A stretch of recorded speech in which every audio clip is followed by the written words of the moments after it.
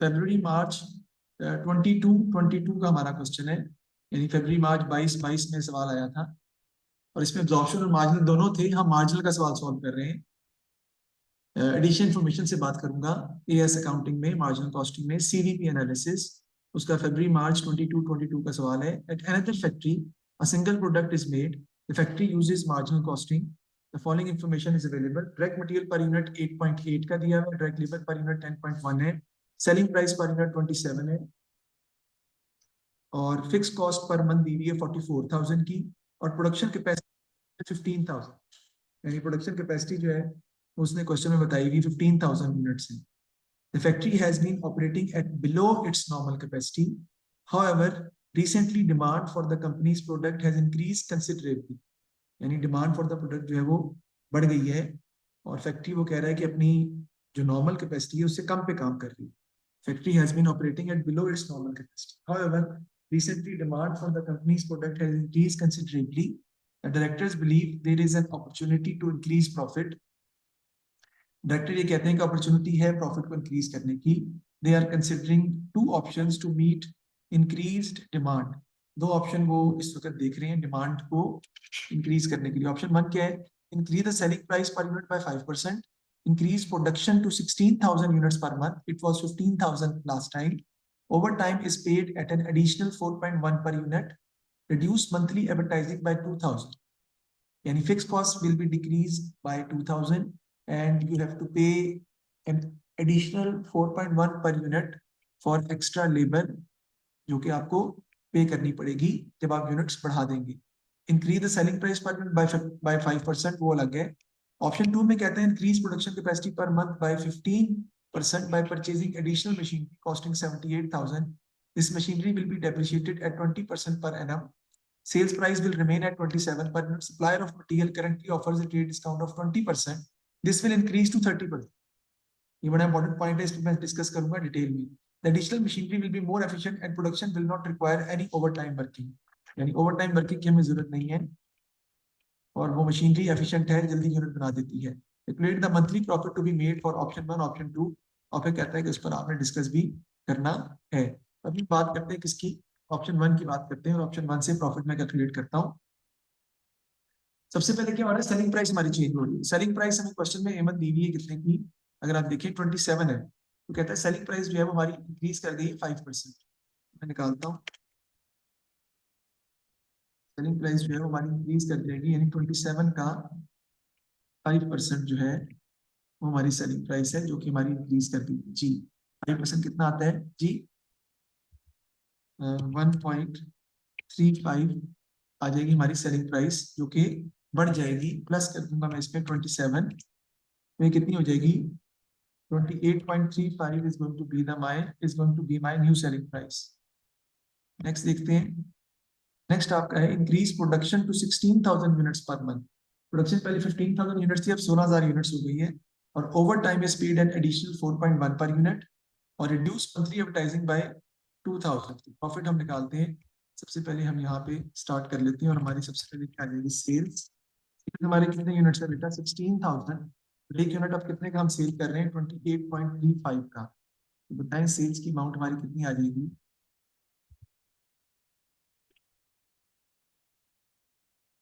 453,600 में से अब लेस कर देंगे वेरिएबल कॉस्ट। वेरिएबल कॉस्ट में आपका आ जाएगा बेटा डायरेक्ट मटेरियल, फिर आपकी क्या आ जाती है जी? Direct labour. देखते हैं हम डायरेक्ट मटेरियल जो है उसमें कह रहा है कि ऑप्शन ए में डायरेक्ट मटेरियल में कोई चेंज नहीं आ रहा है एज सच। 8.8 पर यूनिट है, तो हम निकाल लेंगे 16,000 मल्टीप्लाइड बाय 8.8 कितना आता है जी? जी 140,800 आपका डायरेक्ट मटेरियल आ गया। अब लेबर में वो कहता है कि 15,000 यूनिट्स पर लेबर वही रहेगी जो कि क्वेश्चन में दी हुई है, विच इज 10.1। मैं यहाँ पे मल्टीप्लाई कर दूंगा 15,000 मल्टीप्लाइड बाय 10.1 प्लस 1,000 यूनिट्स पर जो लेबर है वो आपकी इंक्रीज कर गई है एक्स्ट्रा 1000 यूनिट्स पर आपको ओवर टाइम प्रीमियम शायद पे करना पड़ रहा है, तो एडिशनल 4.1 पर यूनिट आपको पे करना पड़ेगा। 10.1 plus 4.1 that will become 14.2। 1000 units पर आपको 14.2 के हिसाब से लेबर कॉस्ट पे करनी पड़ेगी। तो 15,000 को 10.1 से मल्टीप्लाई करें, फिर 1000 को 14.2 से मल्टीप्लाई करें, उन दोनों को ऐड कर दें, तो आपकी डायरेक्ट लेबर की कॉस्ट जो है वो आ जाएगी 165,700। देखते हैं हम, हमारे पास कोई इसके अलावा कोई लेबर वगैरह का खर्चा तो मौजूद नहीं है, कोई फिक्स कॉस्ट है वो बाद में हम इसको डिस्कस करेंगे। इसका टोटल कर लेते हैं, क्योंकि वेरिएबल ओवरहेड्स फिलहाल नहीं है, माइनस कर देंगे तो आपके पास कंट्रीब्यूशन आ जाएगा। टोटल देखें कितना आता है,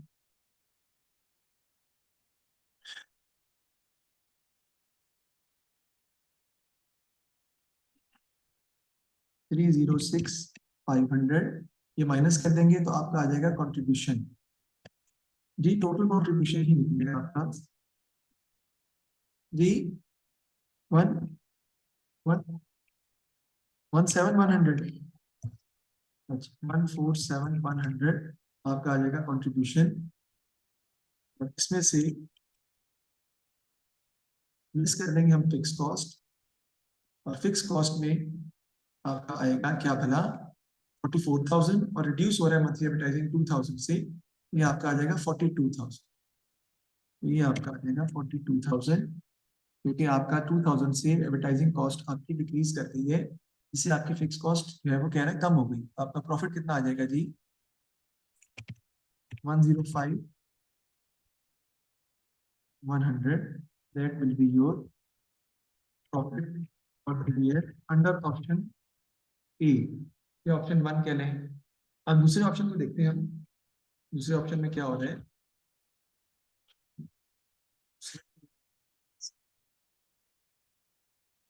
जी दूसरे ऑप्शन में देखते हैं, increase production capacity per month by 15%। Production capacity जो है ना, दूसरे ऑप्शन में जो आपकी सेल्स की प्रोडक्शन कैपेसिटी है वो 15,000 मल्टीप्लाई बाय 15% इंक्रीज कर गई है। कितना आएगा आपका 15,000 का 15%,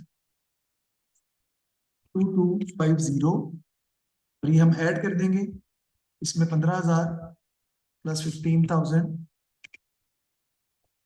17,250 अब हमारी जो है वो कैपेसिटी होगी, या वो हमारी सेल्स आप कह लेंगे, हमारी सेल्स जो है वो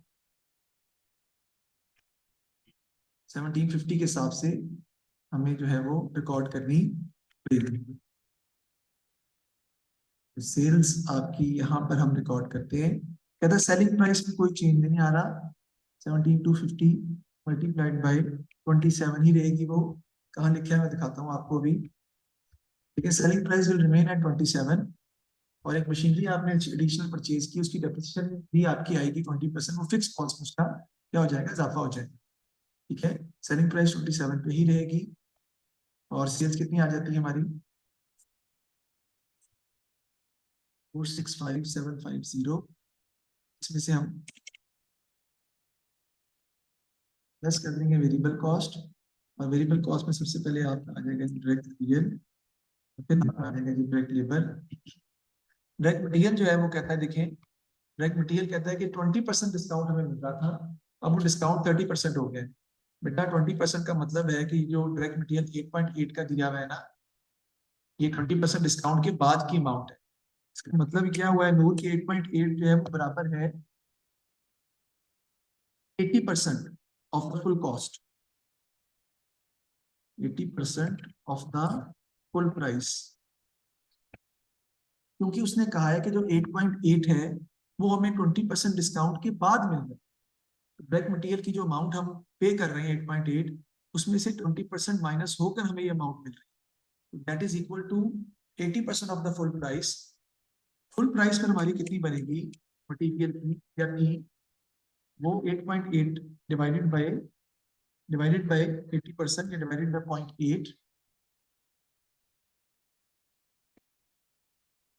8.8 डिवाइडेड बाय 0.8, तो ये आपके पास फुल प्राइस जो आ जाएगी वो आपकी आ जाएगी 11। अब वो कहता है कि आपको डिस्काउंट दोबारा मिल रहा है डायरेक्ट मटेरियल में 11 पर कितने परसेंट, 30%। 11 का 30% निकाल दें वो कितना आ जाएगा 3.3। इस वक्त जो आपकी डायरेक्ट मटेरियल की प्राइस अब जो आपको पे करनी पड़ रही है वो 11 माइनस 3.3 है, जो कि बनती है जी 7.7, यानी 8.8 से कम होगी वो 7.7 रह गई है। मैं डायरेक्ट भी निकाल सकता था, लेकिन that is going to be the best best way to solve it. आप पहले 8.8 को बराबर करें 80% ऑफ द फुल प्राइस आपकी 11 आ जाएगी, उसका फिर आप 30% आपको डिस्काउंट मिल रहा है विच इज 3.3, 7.7 जो है वो आप पे करेंगे। तो ये हमने कैसे निकाला है वो भी मैं आपको बता देता हूँ। देखिए, उसने कहा है कि supplier of material currently offered a trade discount of 20%। तो ये 8.8 20% माइनस करके हमें मिल रहा है, और जब अब आपका इंक्रीज होगा तो 30% के हिसाब से आपको सॉल्व करना है। ठीक है जी। अब हम डायरेक्ट मटेरियल जो है वो लिख करते हैं सॉल्व, कि वो अब उसकी अमाउंट से पहले मटेरियल की अमाउंट 7.7 के हिसाब से आएगी, जबकि आपके यूनिट्स कितने हैं 17,250 मल्टीप्लाइड बाय 7.7 कितना आता है जी 13282825। डायरेक्ट लेबर में बेटा वो कहता है कि कोई चेंज नहीं आ रहा, पहले डायरेक्ट लेबर आपको पता है कि इंक्रीज कर गई थी, अभी वो कह रहा है कि वो 10.1 ही रहेगी, क्योंकि आप जब बल्क में खरीदेंगे तो लेबर कहता है कि चेंज नहीं आ रहा, तो 17 टू 15 टू 10.1 174225 आपकी आ जाएगी डायरेक्ट लेबर। ये हम टोटल करके जो है वो माइनस कर देंगे तो आपके पास कंट्रीब्यूशन आ जाएगी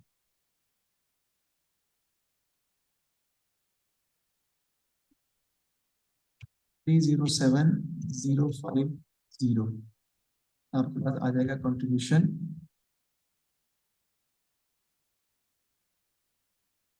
जी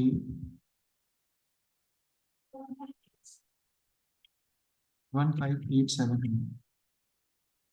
इसमें से लेस कर देंगे फिक्स कॉस्ट, जी वो कितना आ जाएगा 40। हाँ फिक्स कॉस्ट में वो कह रहा है, नहीं बता रहा है, कंट्रीब्यूशन आपका निकाल लिया है, तो फिक्स कॉस्ट जो है वो आपकी पीछे अगर आप देखें तो 44,000 दी हुई है, लेकिन यहाँ पर अब डेप्रिसिएशन तो आनी है ना एडिशनल।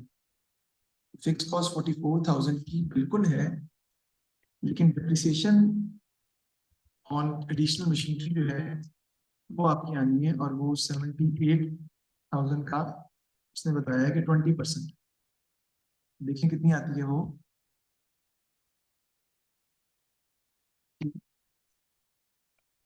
3,600। इन दोनों को हम ऐड कर लेंगे अब, तो आपके पास टोटल फिक्स कॉस्ट आ जाएगी 44,000 प्लस 15,600 तो ऐड ही करना है ना, तो टोटल फिक्स कॉस्ट आएगी ना आपकी 59,600। अब ये हम जो है असल माइनस कर देंगे लिहा टोटल में से, तो पीछे आपका प्रॉफिट फॉर द ईयर जो है वो निकल आएगा और option b 9,100, that is going to be your profit for the year. ठीक है, तो प्रॉफिट फॉर द ईयर हमारा निकला है 29,100, वो मैंने रिकॉर्ड कर लिया है। फिक्स कॉस्ट सही नहीं आई, 78,000 का 20% दोबारा जरा निकालिएगा, यही आता है। हाँ जी यही आता है, टोटल गलत, टोटल 59,600 ही है भाई, सही आ रहा है। I don't think so there is anything any problem. Depreciation monthly होगी, फिर इसका मतलब है डेप्रिसिएशन 20% पर एनम है, और हम जो सवाल सॉल्व कर रहे हैं वो एक महीने का सॉल्व कर रहे हैं, क्योंकि उसने हमें कहा है मंथली प्रॉफिट निकालना है। ठीक है, 15,600 को डिवाइड करना पड़ेगा आपको इससे 12 से, तो आपका मंथली डेप्रिसिएशन आएगी, हाँ जी ये आपकी आ जाएगी 1,300,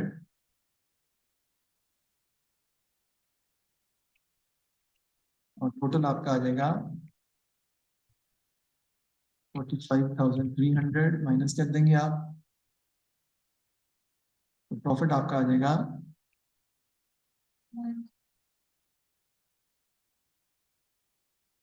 113,400 प्रॉफिट आएगा। सही है। 13400 is going to be your profit from the year।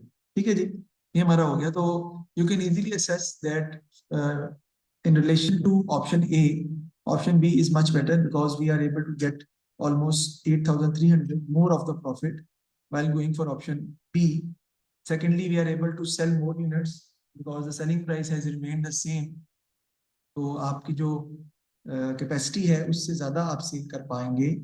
Labour में भी कोई चेंज नहीं आ रहा, तो आपको कोई स्किल्ड लेबर ओवर टाइम भी पे नहीं करना पड़ेगा, एक्स्ट्रा पे नहीं करना पड़ रहा। यस, एडिशनल मशीनरी की वजह से फिक्स कॉस्ट में थोड़ा इजाफा जरूर हुआ है, विच इज स्टिल मैनेजेबल। तो यहाँ पर जब आप स्किल्ड लेबर को आपको हायर करना पड़ रहा है तो आपको ज्यादा पेमेंट करनी पड़ेगी। इस तरह बल्क बल्क में खरीदने की वजह से डिस्काउंट भी आपको ज्यादा मिल गया है और इसी वजह से प्रॉफिट भी आपको ज्यादा इंक्रीज हो गया है। जी जी जी, मंथली। हाँ, मैंने गलत लिखा हुआ, फॉर द मंथ है। देखो नॉर्मली हम लिखते इस तरह है ना, मैंने गलत किया हुआ, ये month for the profit for the month ही है, ऊपर ही प्रॉफिट फॉर द मंथ ही है। मैं कर लेता हूँ ठीक है, आप कह रही हैं तो, क्योंकि ईयर का तो निकाल ही नहीं रही ना, हम तो मंथली प्रॉफिट ही कैलकुलेट कर रहे हैं। दूसरा ये देखें कि do you think that supplier will be available for the extra units. पता होना चाहिए ना सप्लायर अवेलेबल है कि नहीं। Quality will remain the same, will the quality of material will remain the same. ठीक है, और क्या फ्यूचर में हमारी सेल्स जो है वो डिक्रीज तो नहीं हो जाएंगी, क्या हम मैनेज कर पाएंगे फ्यूचर सेल भी, इस तरह हमारे कस्टमर रिटेन करेंगे, क्योंकि हम सेम प्राइस पर ऑफर कर रहे हैं तो आपकी सेल बढ़ रही है ना 2250 यूनिट से करंट कैपेसिटी से। ये आपने भी कंसीडर करना है।